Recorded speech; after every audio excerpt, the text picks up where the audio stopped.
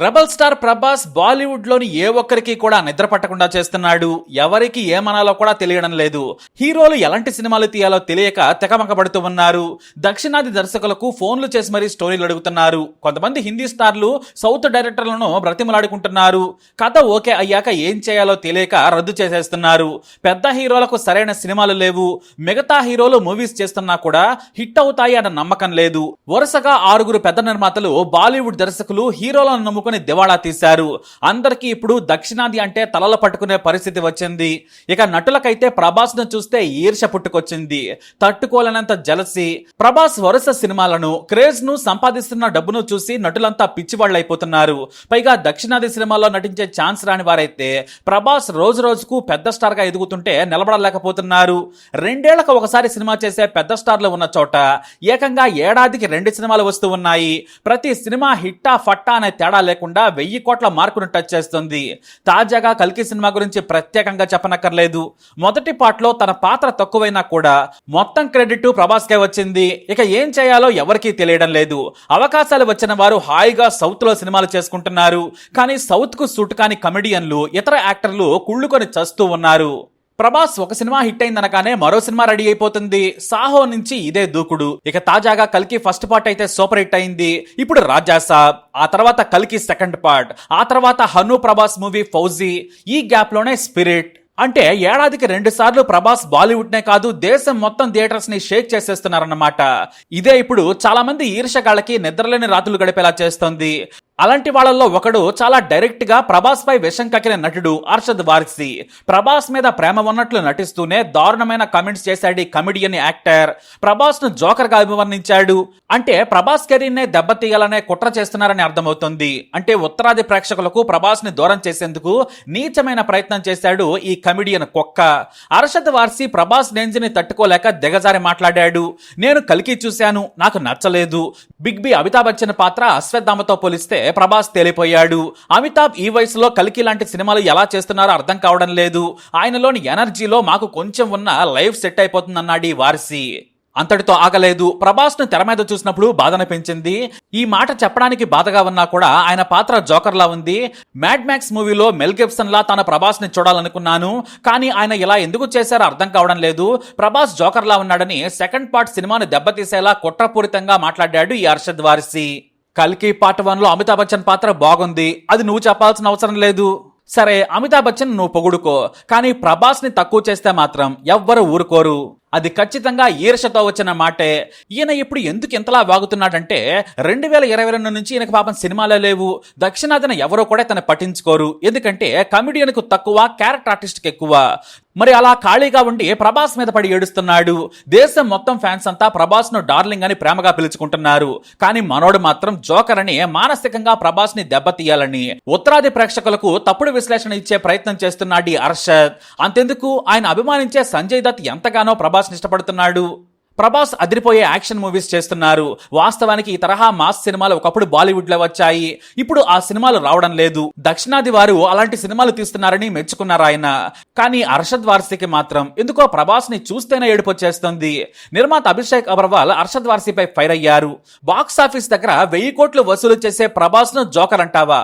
కొద్దిగా ఆలోచించి మాట్లాడితే బాగుండేది. జోకర్ అనే ముద్ర వేస్తారా? ఆయన కెరీర్ గురించి, సినిమాలో క్యారెక్టర్ గురించి మాట్లాడే ముందు నీ కెరీర్ గురించి, నీ పాత్రల గురించి దృష్టి పెడితే బాగుంటుంది. నీది నువ్వు చూసుకోలేవు, కానీ ఇండియన్ సినిమాను పతాక స్థాయికి తీసుకెళ్లిన ప్రభాస్ ను విమర్శిస్తావా? మాకు కావాల్సింది సర్క్యూట్స్, షార్ట్ సర్క్యూట్స్ కాదంటూ దెప్పి పొడిచారు. ఇక టాలీవుడ్ లో గుర్తింపు కోసం ప్రభాస్ ను కామెంట్ చేసి హైలైట్ కావాలనుకుంటున్నాడని ఇలా మాట్లాడితే ఎవరో కూడా అర్షద్ వార్సీని సినిమాల్లోకి తీసుకోరని నిర్మాత ఎస్కే అని అన్నారు. ఇప్పుడు బాలీవుడ్ వాళ్ళు ఉనికి కోసం ఆరాటపడుతున్నారు. అర్షద్ వార్సీని చూస్తే అర్థమవుతుందని ఫైర్ అయ్యారు. అయితే హీరో సుధీర్ బాబు చాలా తీవ్రంగా స్పందించారు.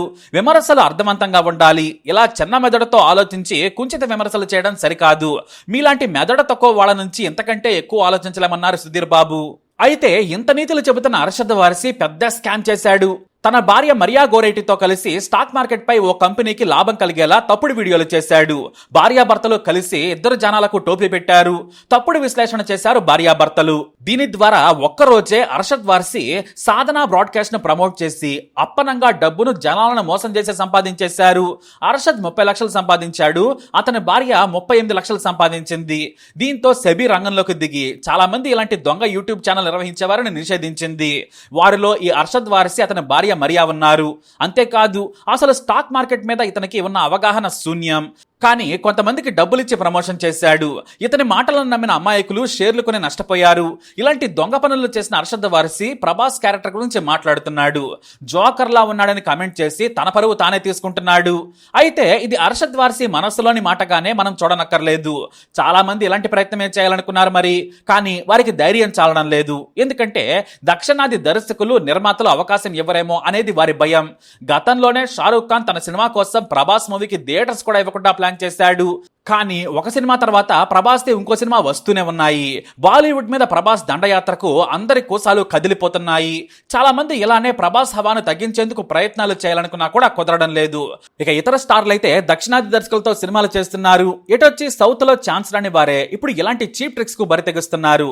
ఎందుకంటే బాలీవుడ్ పైకి దండయాత్ర మొదలు కాబోతుంది. పుష్ప 2, దేవరా, గేమ్ చేంజర్, రాజా సాబ్, కుబేరా, కల్కి second part, Salaar second part, spirit, Fauji, taxi, Kantara 2 అన్ని బెస్ట్ స్టోరీస్ తో పాన్ ఇండియా ఆడియన్స్ టార్గెట్ గా మూవీస్ రాబోతున్నాయి. అంటే ఈ ఏడాది చివరి వరకు ఉత్తరాది ప్రేక్షకులు తెలుగు సౌత్ సినిమాలతో ఉక్కిరి బిక్కిరి కావాల్సిందే. మళ్ళీ ప్రభాస్ ఏడాది లోపలే 2 సినిమాలతో దున్నేయనున్నారు. అంటే ఇక బాలీవుడ్ హీరోలు దర్శకులు నవరాంధ్రాల్లో మైనం పూసుకోవాల్సిందే. ఇక అర్షద్ వార్సీ అయితే ప్రభాస్ ఎక్కడ కనిపించినా కూడా కళ్ళు మూసుకొని కుళ్ళుకోక తప్పదు. ఇది ప్రభాస్ టైం అంతే. ఇంకా చెప్పాలంటే ప్రభాస్ బాలీవుడ్ హీరోల మాదిరిగా ఇలా అర్షద్ వార్సీ మాదిరిగా చీప్ గా ప్రవర్తించడు. హోందాగా ఉంటారు ఆయన. హీరోయిన్లకు గౌరవం ఇస్తారు. పెద్దలంటే రెస్పెక్ట్. నిర్మాతలను వేధించరు. దర్శకులు ఆది పురుష్ లాంటి చెత్త సినిమాలు తీసినా కూడా వదిలేస్తారు. తన పని తాను చేసుకుంటూ వెళ్ళిపోతారు. తాను సెట్ లో ఉంటే అందరికీ మంచి భోజనం పెట్టిస్తారు. ఇంకా చెప్పాలంటే తన కుటుంబ సభ్యుల్లా చూసుకుంటారు. బూతులు మాట్లాడటం, హీరోయిన్లతో నైట్ క్లబ్బుల్లో తిరగటం, రోజుకో బ్యూటీతో కనిపించడం లాంటివి చెయ్యరు. సినిమా అంటే ప్రాణం. అందుకోసం ఎంతైనా కష్టపడతారు ఆయన. చివరకు తన పెళ్లిని కూడా వాయిదా వేసుకుని తనకిష్టమైన ప్రాణమైన స్నేహితుల కోసం వరుసగా సినిమాలు చేస్తున్నారు. రోజు రోజుకు ప్రభాస్ అంటే బాలీవుడ్ లో అమితాబ్, దీపికా పదుకునే లాంటి వారికి రెస్పెక్ట్ పెరుగుతోంది.